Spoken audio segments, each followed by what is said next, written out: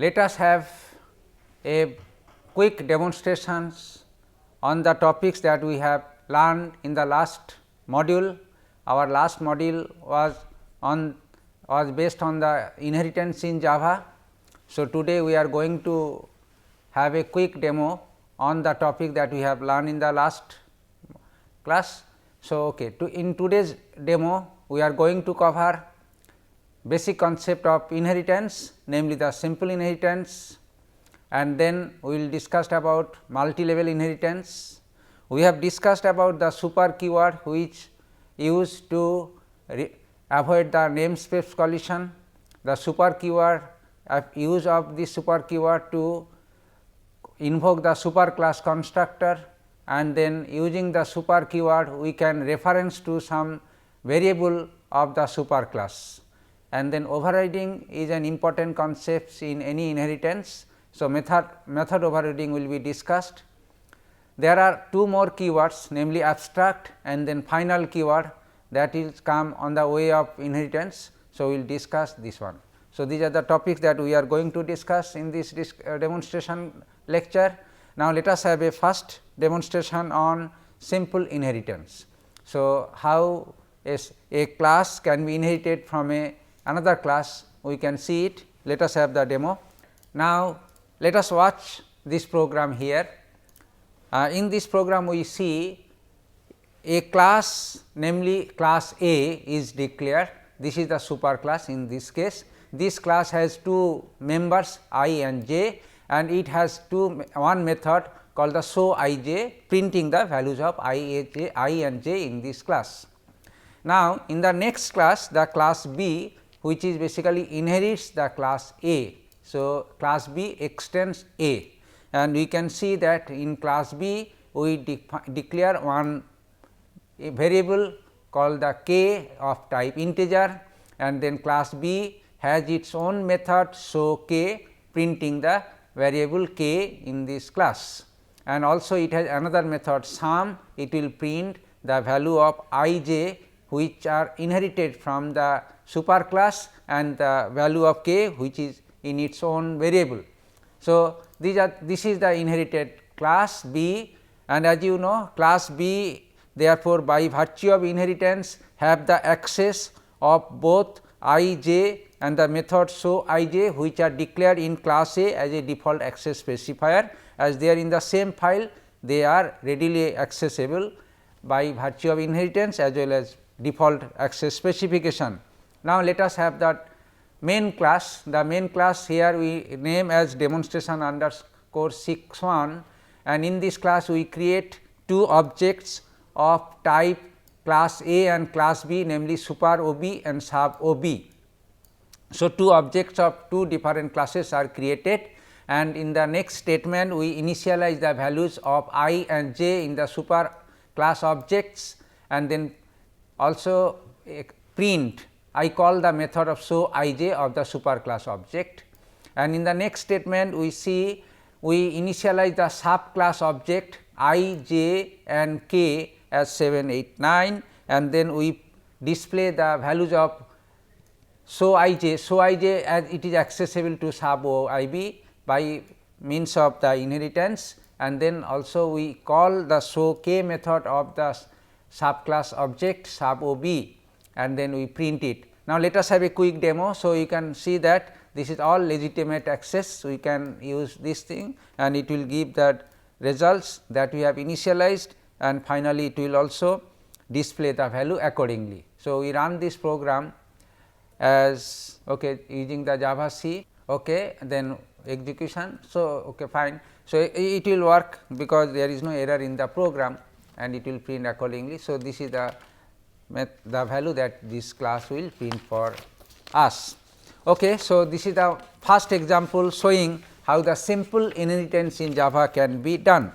Now, our next demonstration is based on the initialization of the subclass object by the constructors that is there in the super class. So, this demonstration will show us how we can initialize a subclass object using the constructor which is defined there in the superclass. Now, let us have the program here. Here we can see the class box is a superclass class having 3 data width, height and depth, they are declared as double, and the box is the constructor, it is the superclass constructor, default constructor, and in addition to this default constructor there is one more constructors is initializing the different values in the class objects, and also it has one method volume, it is a simple multiplication of the values of the objects. So, this is the class superclass. Now, we derive one class, give the name as box weight, it is an inheritance of the superclass is box here in this case, and in addition to W, H and D which are there in box class, we define another data weight of type W. So, this is the data of its own, and then we declare a constructor in this class box weight, which we pass the value there, and then initialization is this one. So, we can create an object of superclass as well as subclass here. In the main class we can see the main class is demonstration underscore 62A. So, we create an object my box 1 of class box, and then also we create another object my box 2 of the type my box weight, which is the subclass in this case, passing the values 2, 3, 4 and 0.076 as an argument to initialize the object, and then finally, we print the volume for the object. So, there we can see we have created a subclass object, we have created a superclass object, although no problem. For the superclass object there are 2 constructors. So, in this example the default constructor will be called, whereas for the initialization of the subclass object the constructor only constructor here that will be called. So, this program will be executed, and let us see the execution of this program. So, this program once is successful compilation and execution, it will print the volume of the both objects my box 1 and my box 2 which we have created.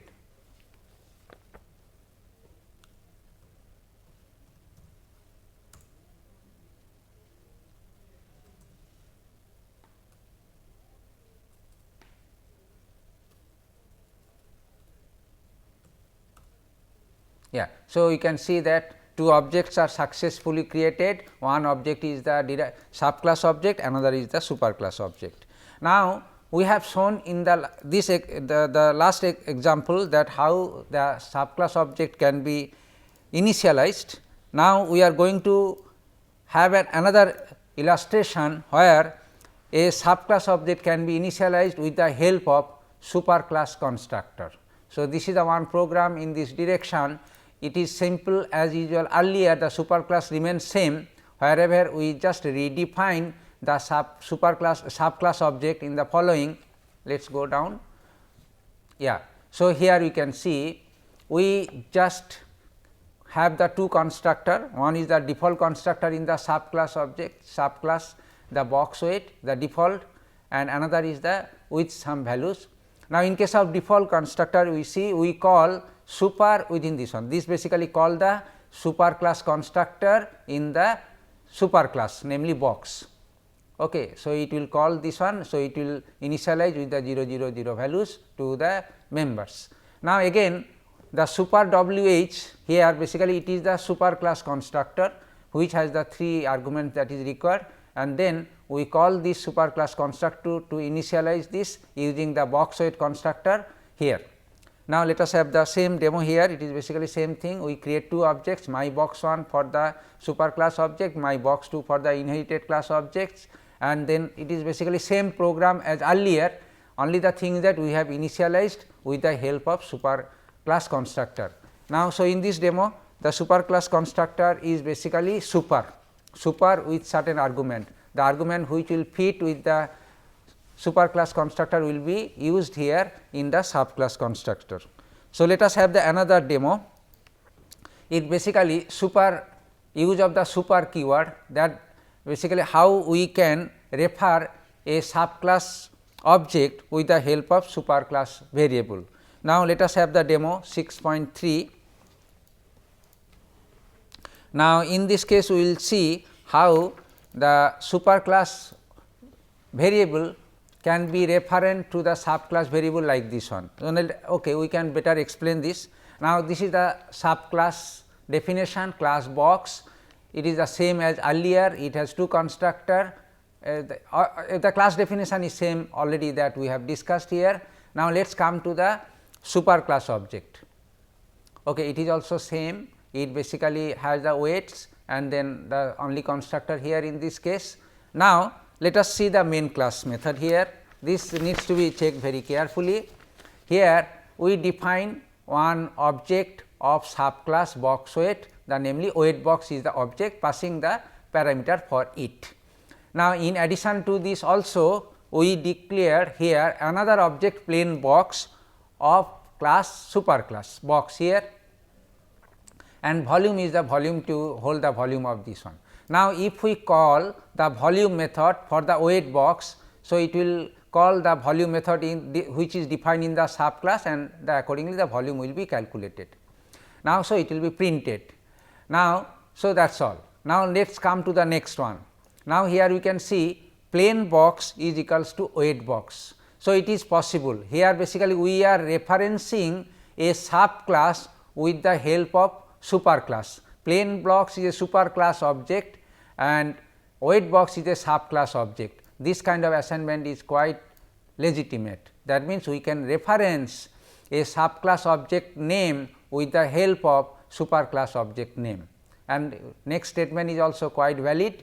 Volume will be obtained for the plain box there. Now, again you can see which method will be called here. It is basically volume of the weight box method will be called here. Now, okay, let us run this program.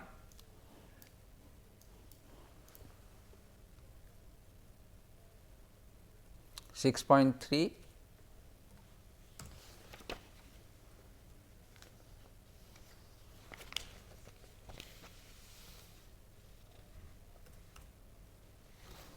Okay, so we can see the volume that we can print here is the volume of the subclass object, but it is reference to the superclass object. Okay, so this is the one demo. Let us have the another demo. This demo is basically planned to explain using the usefulness of super to avoid the namespace collision. So, basically we can overcome the name hiding using the super construct. Let us 6.5 the demo. Yes. So, this is the one simple program that we can check it. Yeah. Now, here let us look at the program. Class A is a class declared here having integer as a variable in it, and class B is a inherited class from A, and also C I A integer is declared of its own. Now, here whenever by means of inheritance the variable I both that is there in the superclass is also accessible to the subclass, then it become a problem. It is called the collision. Collision means both I is there.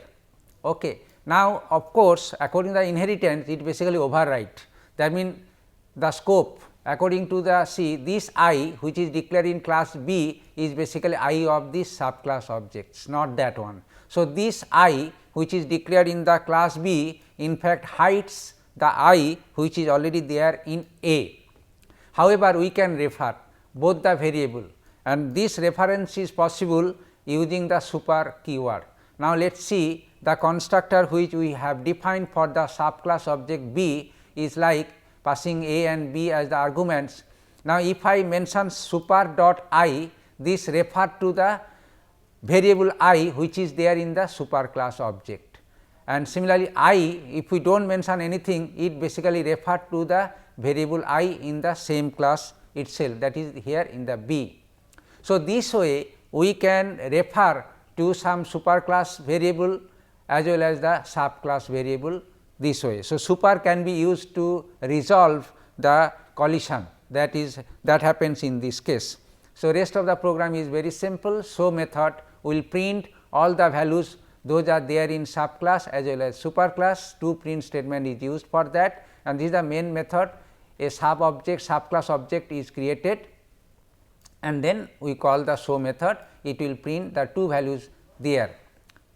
Okay. So, for example, 1 and 2 will be printed here, 1 will go to the I, the superclass values, and then 2 will go to the value to the subclass. Okay. Let us run this program quickly, so that we can see exactly whether it is running or not, and then we can have the understanding then that superclass can be used to resolve the name collision.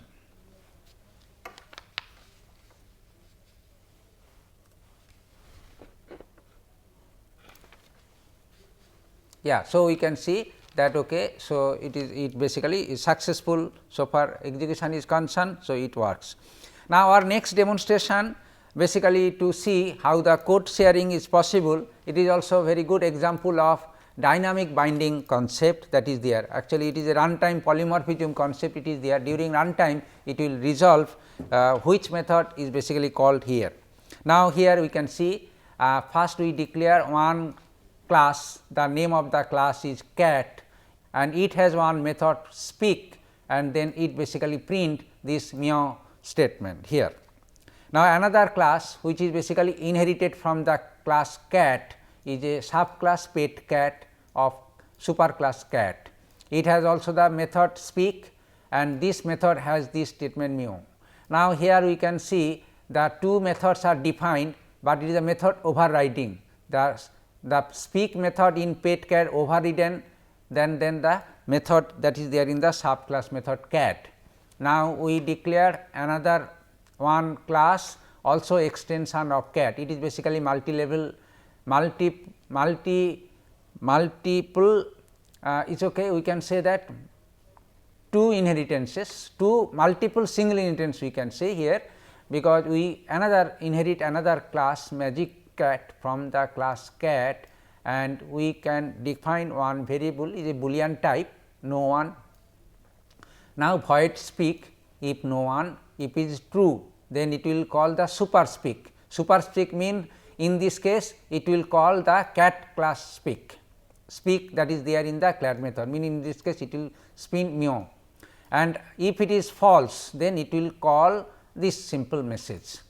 Now, let us see how dynamically we can bind to this.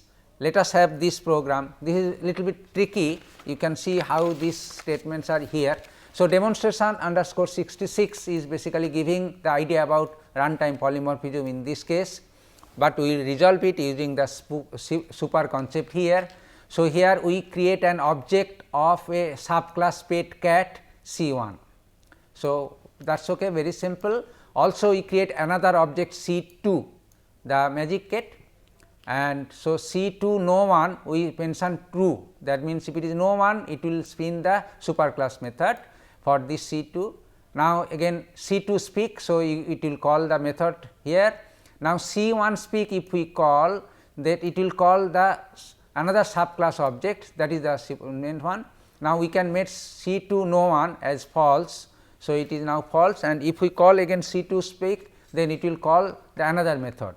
So, it accordingly it will print meow meow and then hello cat. Now, let us see the run the program, we will see exactly how it will work.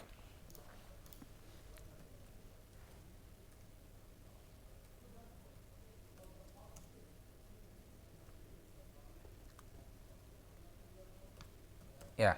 Okay. Now, we can see this basically print according to the different statement depending on the concept it is there. So, this is one example. Here basically we can see that how that two or more classes can be inherited from one superclass. This also example signify this fact.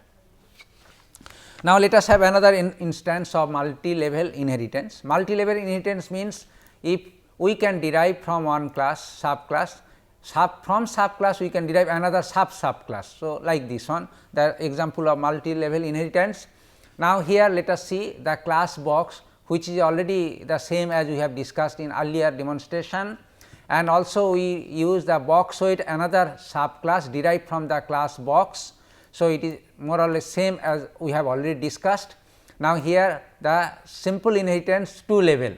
Now, in the next level we inherit another. So, we define another class shipment. it is basically subclass of the class box weight. That means box weight is a derived class from the class box, and shipment is another derived class from the box weight. So, this is the shipment is an example of multi-level inheritance, and again for the same concept it is also applicable here. The multi-level inheritance can be initialized by calling its superclass constructor, in this case box weight constructor. So, super WHDM basically call the constructor that is defined there box weight. It is like this way and it is initialization. Now, let us come to the creation of objects. So, demonstration 6.7 is a program.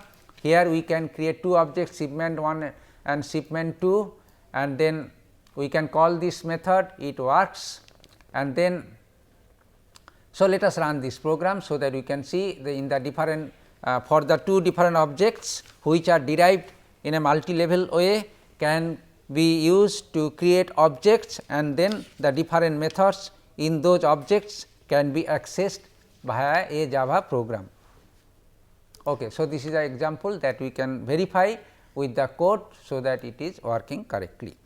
So, this is an example of multi-level inheritance. Now, let us discuss about the abstract class.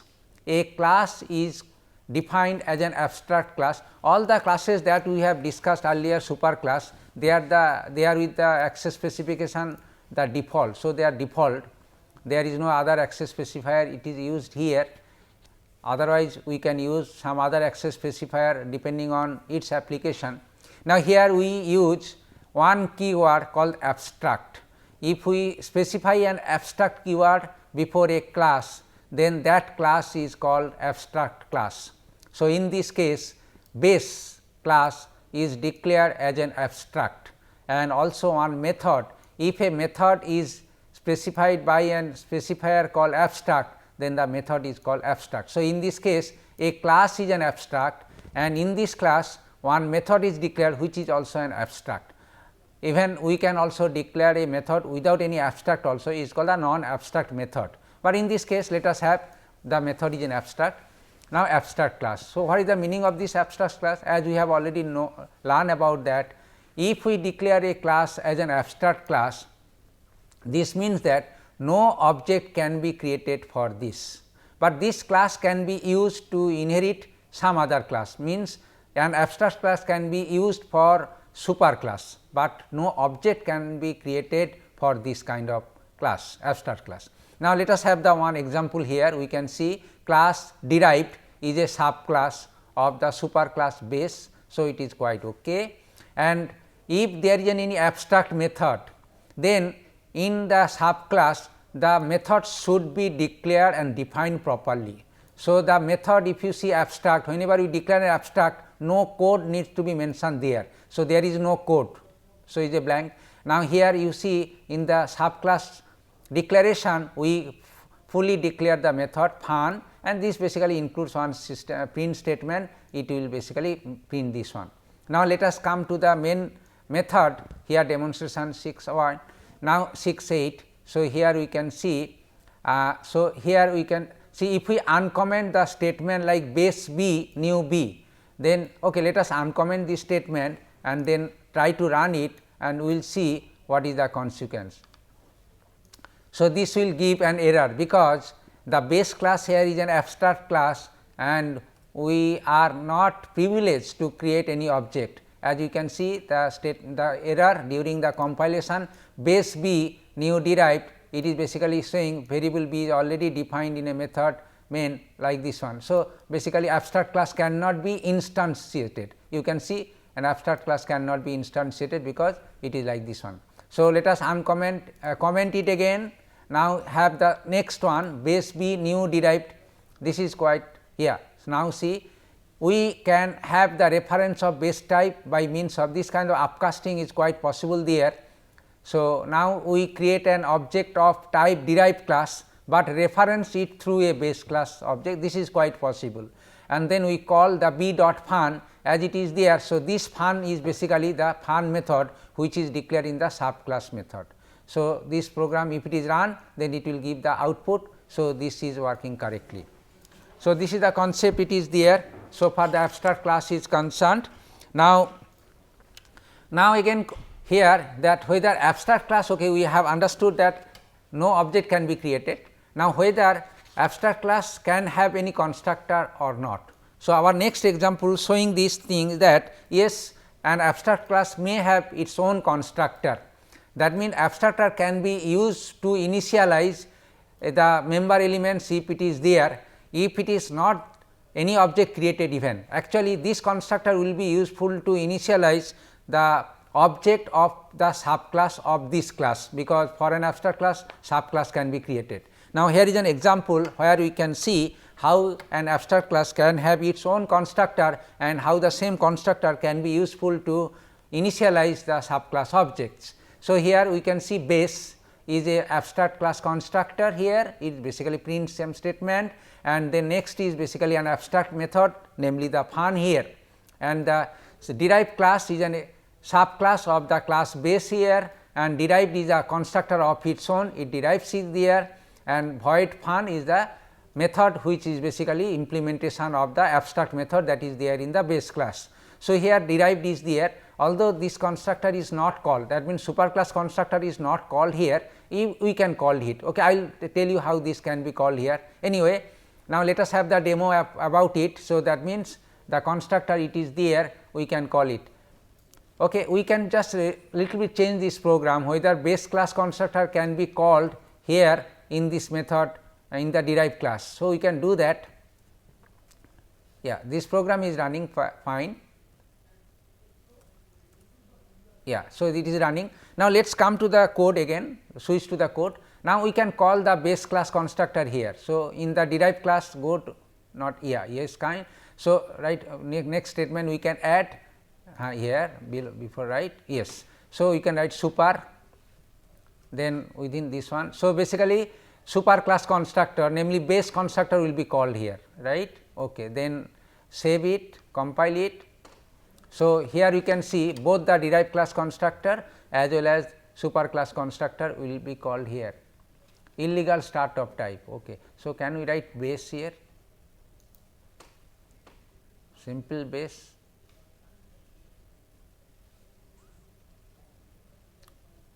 Yeah, let us try whether the base class constructor can be called in this method or not. In this case super it does not work here anyway. So, the super class constructor cannot be used there, but we can use in the derived class constructor base class constructor, right. System dot out, yeah, you can just comment it, yeah, fine. Then within this derived class method constructor go there, right here, right. Then go to the two statement, right. One is that super, yeah, super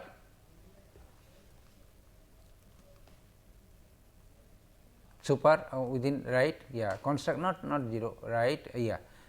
That fine. Now, okay, we call this constructor through the derived class constructor. Let us see whether it works for us or not. Yeah. So, in this case it works, that means a constructor can be called by means of the subclass constructor only. Now, let us run this program. Yeah, it will call the superclass constructor as well as the base class constructor. Okay. So, this is basically okay, we have understood that a constructor can be declared in an abstract class and that same constructor can be used in the derived class objects.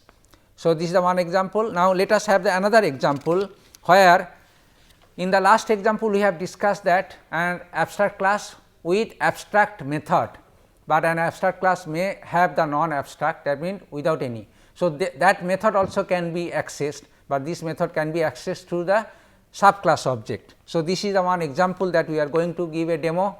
Here the class base is the abstract class defined as an abstract keyword, and then it has the method fun, which is basically non abstract method. Now, we can call we can create a subclass object derived here inherited from the base class, and then the fun method is here, it is basically overridden method here, because we have overridden the fun method there, it is like this one. Okay, fine. Now, let us come to the main class here, demonstration underscore 610 main class, which basically create an object for the derived class derived d new derived. So, in this case you can understand d dot fun, we will call the fun method there. Okay. So, let us run this program, we can understand how it works for us.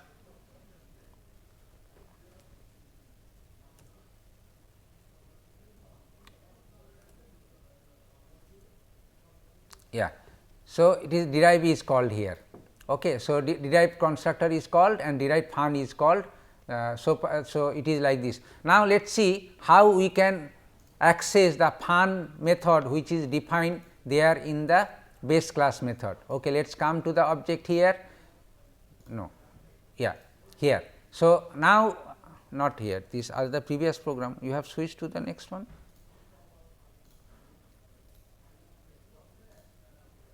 Yeah. So, this fun method which is defined there in the base method is basically, it is allowed that okay, abstract non abstract method.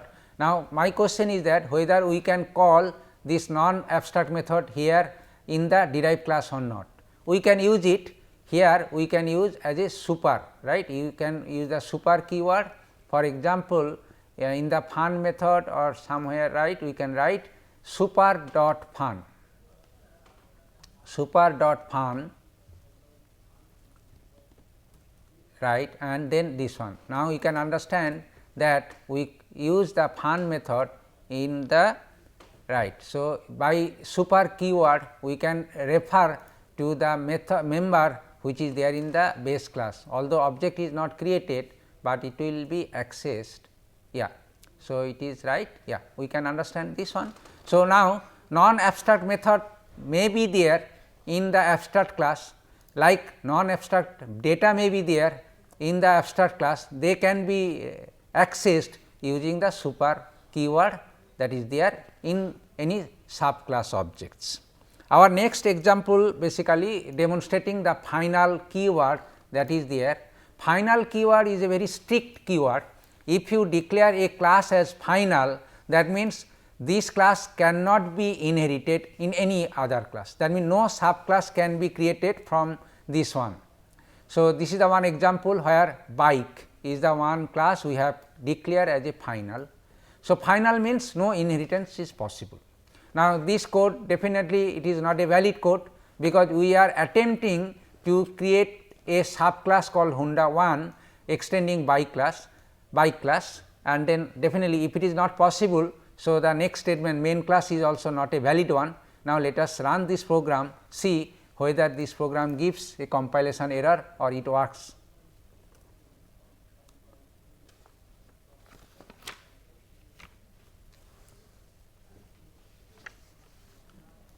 Okay. So, now we can see it gives an error that cannot inherit from final bike. So, this means that we cannot do this one. Okay. So, this is the one. Now, a question that arises that then what is the use of the final? Sometimes we can have a strict restriction that this class is a strict class, that no one class can be derived, because derivation means is an accessing some member in the super class. So, if we want to protect it, so we can fix the final keyword.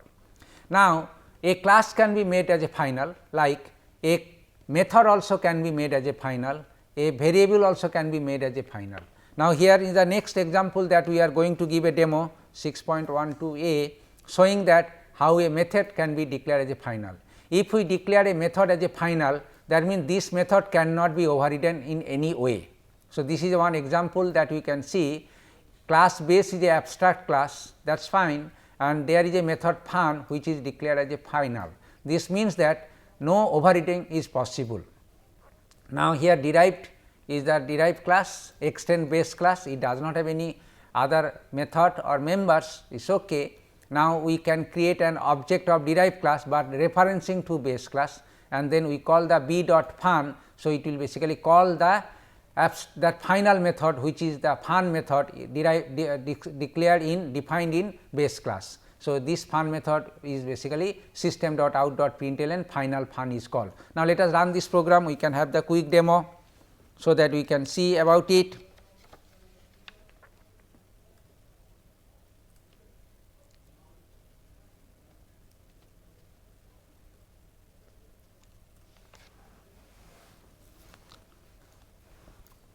Yeah. So, okay, fine. So, this is running. Now, let us see whether we can override it or not. this is an attempt to override a method. This is an okay. Next demonstration, please. So, we can see we are trying to override it at one method which is declared as a final method in base class, and derived class we are going to override it. Now, let us have the quick look at the program here. So, here class base abstract method, and then fun is also final. In derived we have the method derived is a constructor, no issue. Now, void fun here is basically our attempt to override the method which is there in the base class. Now, let us compile this program.